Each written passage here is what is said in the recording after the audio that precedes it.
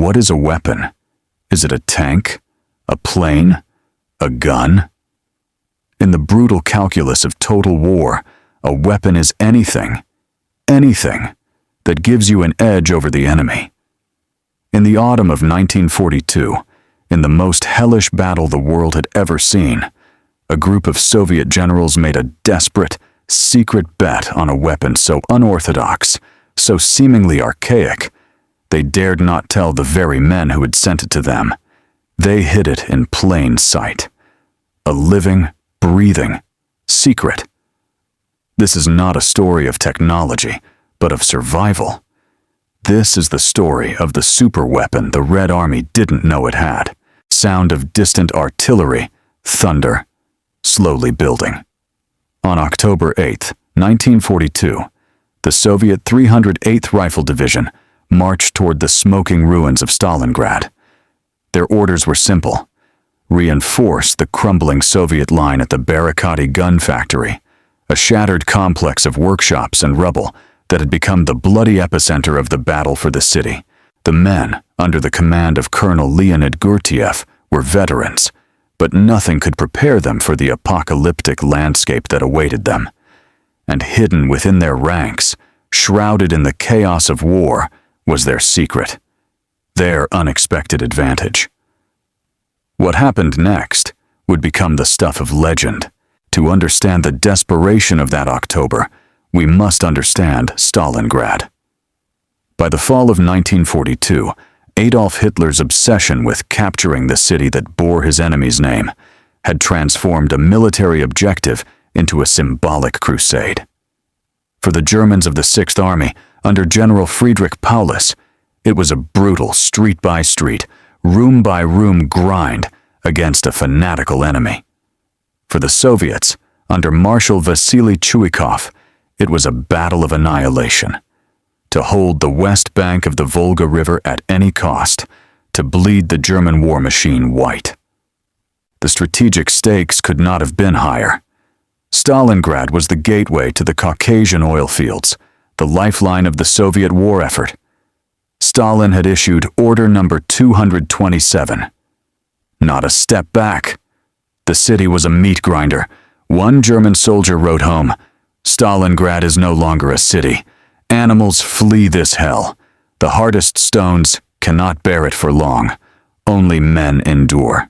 Cut to grainy footage of Soviet soldiers disembarking from ferries under fire. For the defenders, one challenge eclipsed all others: logistics. The only Soviet supply line was a treacherous crossing of the Volga, over a mile wide, under constant bombardment from German artillery and the dreaded Stuka dive bombers. Food, ammunition, and reinforcements arrived on a trickle of boats and barges, many of which were sent to the bottom of the river. Moving these supplies from the landing zones to the frontline fighters in the shattered factories was a logistical nightmare. Trucks were loud, gasoline-starved targets. Men carrying heavy loads were exposed and slow. This was the impossible task handed to the 308th Rifle Division. And as they prepared to enter the cauldron, their commander made a fateful decision about a unique asset they had brought with them from the Kazakh steppes. The 308th had been formed months earlier, drawing men from Siberia and Central Asia. Among them was a young Kazakh muleteer named Private Yuri, though his charge was not a mule. It was a two-humped Bactrian camel, a powerful beast named Kuznechik, grasshopper. In the vast, arid steppes, the camel was a cornerstone of life, capable of carrying over 600 pounds for 60 miles a day without water, navigating terrain that would bog down a truck.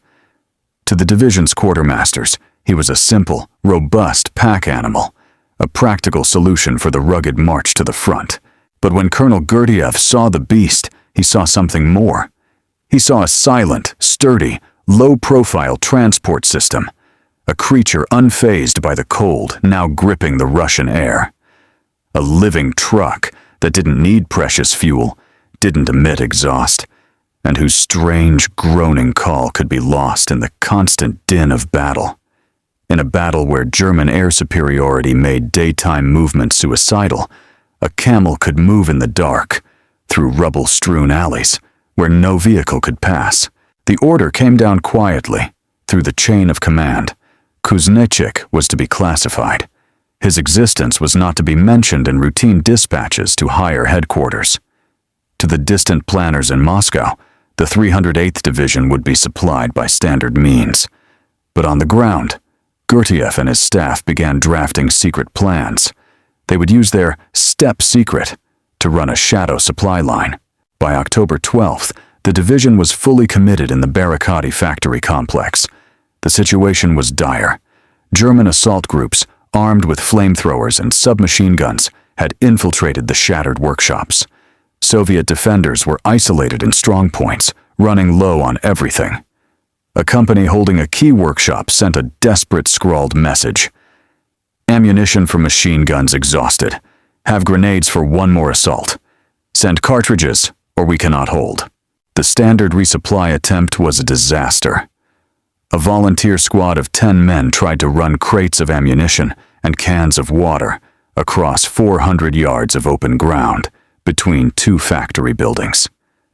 German snipers and machine gunners, positioned in the skeletal remains of a crane, cut them down. Can he navigate the rubble in the sector between Supply Depot 3 and Strongpoint Hammer? Gurdjieff asked, pointing to a route on the map that wound through a collapsed furnace room and a labyrinth of broken machinery. A path utterly impassable to any vehicle. I believe so, Comrade Colonel. The path is narrow, but he is sure-footed. Then we try tonight, Gurdjieff said, his decision final. Load him with anti-tank grenades, magazines for the PPSH, and as many loaves of bread as he can carry. No lights. Absolute silence. Night fell over Stalingrad on October 14th, 1942. A night so cold, the breath of the men on watch hung in the air like ghostly mist. The temperature plummeted to 20 degrees below zero. In Strongpoint Hammer, a reinforced position in the basement of the factory's tool-making shop, 23 men waited. They had not eaten a proper meal in 2 days. Their water was rationed to a few sips per man. Most critically, they were down to their last belts of ammunition for their single, precious heavy machine gun, the only thing keeping German patrols from overrunning their position at dawn. Their commander, Sergeant Mikhailov, a veteran of the siege of Leningrad, knew the mathematics of their situation. When the machine gun goes silent, he told his young radio operator, the Fritzes will come. We will fight with our knives and the butts of our rifles. Then it will be over. The mood was one of grim, unspoken resignation.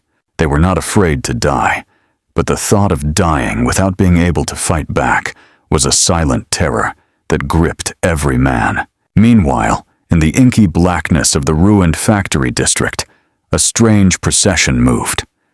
Private Yuri, his mittened hand on a lead rope, whispered gently to the dark shape ahead of him.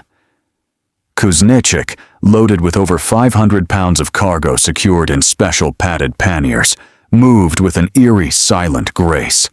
2 soldiers with submachine guns flanked them, their eyes straining against the dark. The route was a nightmarescape. They squeezed through gaps in collapsed brick walls, their uniforms snagging on twisted rebar. They climbed over mountains of broken lathes and drill presses, the metallic groans of shifting debris sounding alarmingly loud in the stillness. At one point, a German illumination flare burst overhead, casting a sudden, ghastly white light over the rubble. The men froze, pressing themselves into the shadows. Kuznechik simply stopped, lowered his head, and stood perfectly still, a shapeless dark mound among other dark mounds. To a distant German sentry, peering into the Stygian gloom, they would have been indistinguishable from the shifting shadows cast by the moon through broken rafters. The flare died out. They moved on. The final 100 yards were the most exposed, a cleared killing zone between 2 major factory blocks. German listening posts were known to be active here. Yuri could feel his heart pounding against his ribs. This was the moment. He gave a soft tug on the rope and led Kuznechik forward at a steady, unhurried walk. The camel's padded feet made almost no sound on the broken concrete and ash. After what felt like an eternity, Yuri saw the faint, carefully shielded sliver of light that marked the entrance to Strongpoint Hammer. He gave the coded scratch at the metal door. It creaked open. The faces that looked out were hollow-eyed with exhaustion and surprise.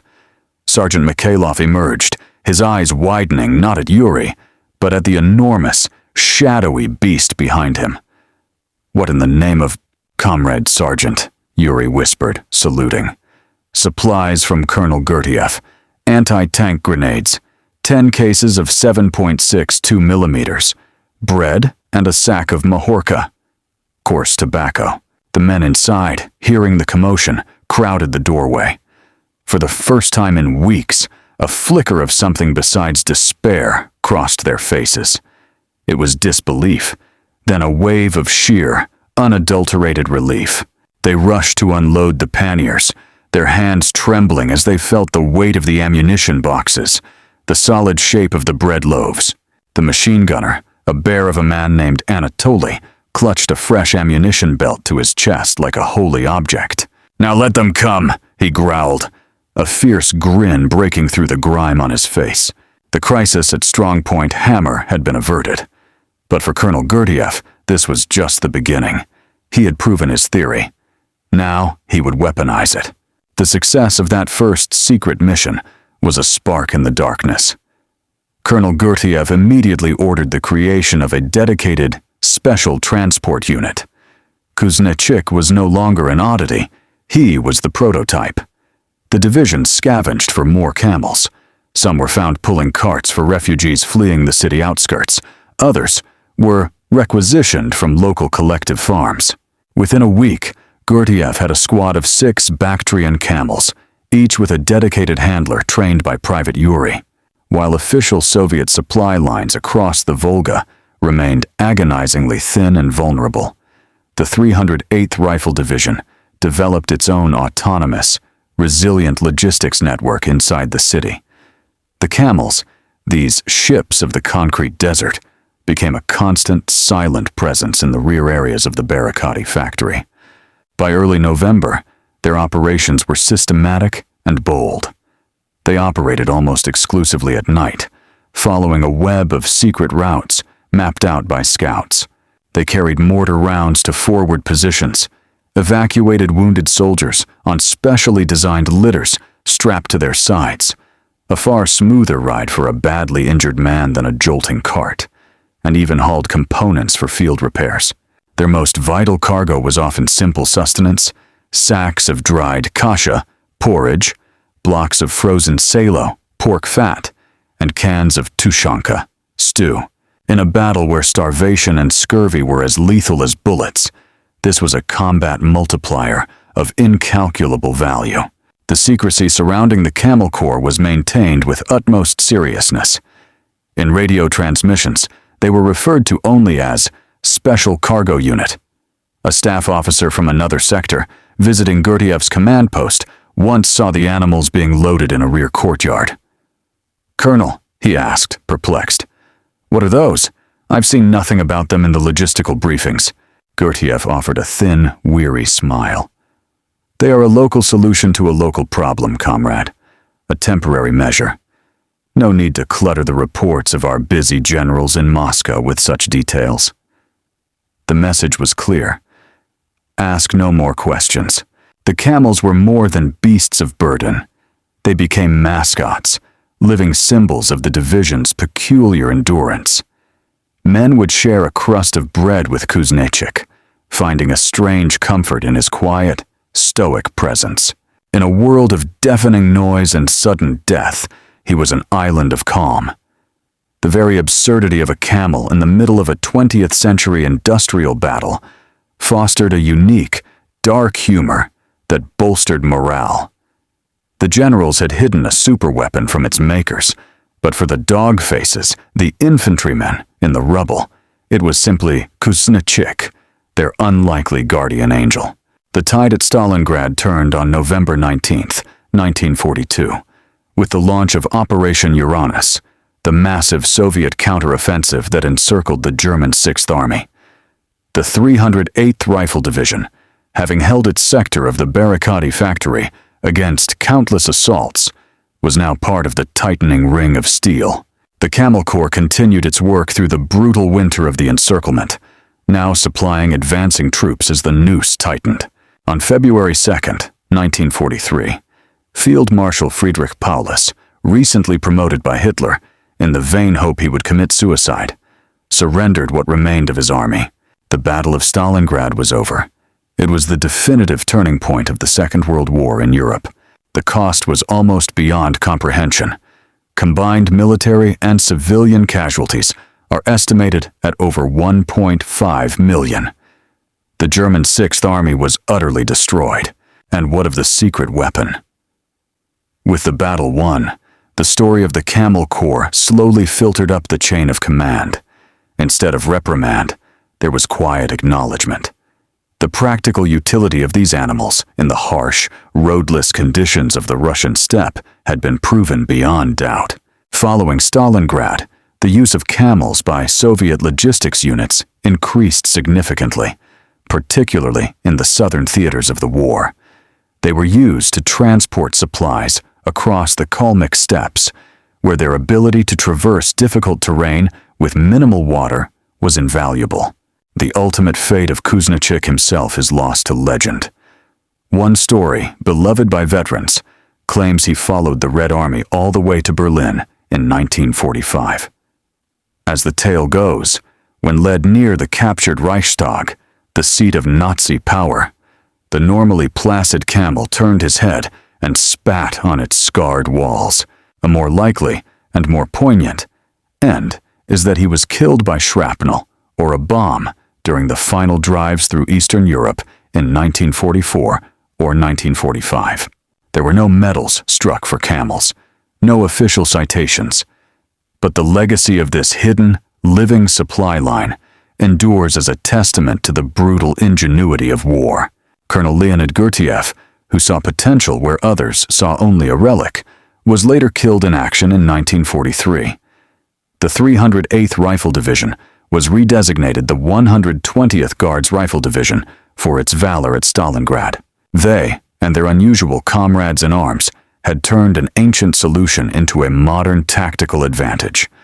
They had won not with a secret technology, but with a secret ally. In the end, their superweapon was not hidden in a blueprint or a laboratory, but in the timeless, enduring partnership between man and animal, forged anew in the fiercest crucible of the 20th century. The story of Kuznechik and the Camel Corps of Stalingrad is just one of countless untold stories from the Second World War. It is a reminder that history is not only made by grand strategies and famous generals, but by the desperate improvisation of soldiers on the ground, by the bonds forged in extremity, and by the quiet, forgotten heroes, both human and animal, who helped tip the balance. Subscribe to WWII Records as we continue to bring these forgotten chapters of history back to life.